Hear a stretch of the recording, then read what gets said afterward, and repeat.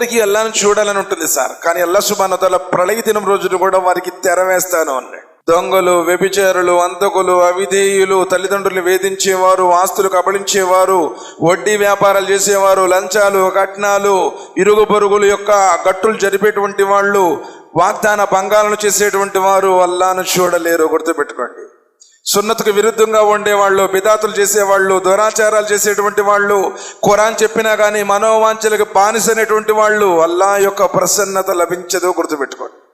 నమాజులు ఎక్కొట్టేవాళ్ళు, ఉపవాసాలు ఎక్కొట్టేవాళ్ళు, జగాతులు ఎక్కొట్టేవాళ్ళు అల్లాహ్ను చూడలేరు. అల్లాహ్ యొక్క ప్రసన్నత లభించదు. గుర్తుపెట్టుకోండి.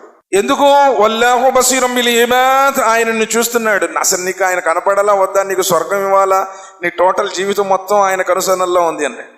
నువ్వెవరో తెలియదు ఆయనకి, నువ్వేం చేస్తున్నావో తెలియదు. ఇక్కడ ఏదో నిన్ను చూసి బహుత్ బడా బుజుర్గ్ జీ బోల్కే ఆమె సలాం బోల్తే ఎంపటే చాలా గౌరవిస్తాము. అసలు నువ్వెవరో?